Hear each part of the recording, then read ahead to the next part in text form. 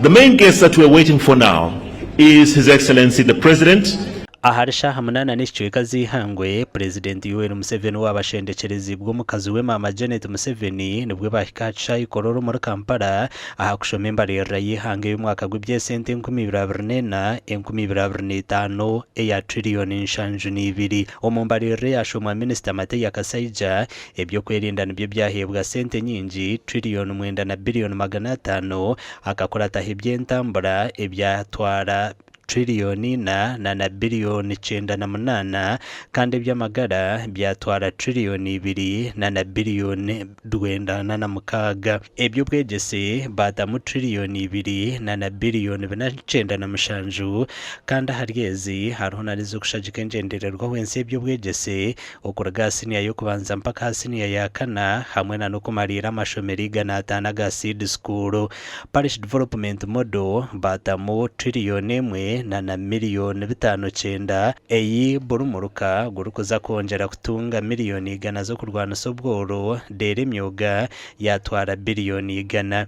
The total of 1.165 million households that have so far received PDM funds have invested in intensive agriculture projects that include poultry, dairy, coffee, piggery, fish, fruits and food crops.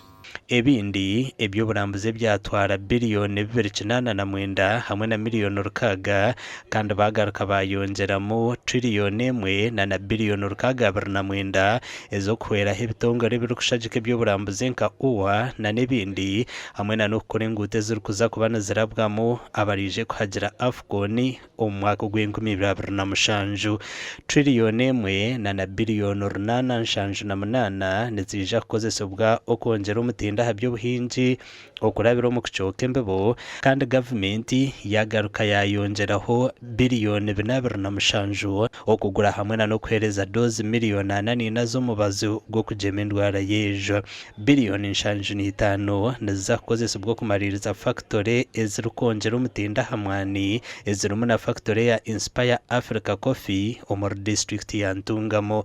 President Museveni wabakurira kushoma imbari reji yahigabanya Uganda kuta amana hakongera hamutindo okukira munongo mbyo buhinje n'oburisa. In order for the economy to grow even more, we need to be competitive in products and services we produce. Our products and services must be cheaper and of better quality than products from other countries. In order to achieve that, we need affordable electricity, which is already being worked on. President Museveni yagaruka yajumerera abanyishengero hamwe n'abandi abanyabyo butegetsi abihire mu bwo bushomankuzi. As I said the other day, we are going to stamp out that corruption. Akabokeiba kehura mugongo gwako. A dog that steals pays with its back. So you must handle it quickly and decisively. Embarira y'umwaka gw'ibyesente gurukije gw'2024 eye yonjire okuragare trillion 52 umwaka gw'ibyesente gw'2024 okuzahari trillion nshanju n'ibiri. Aha bwa TV West and Elias Rutuguse.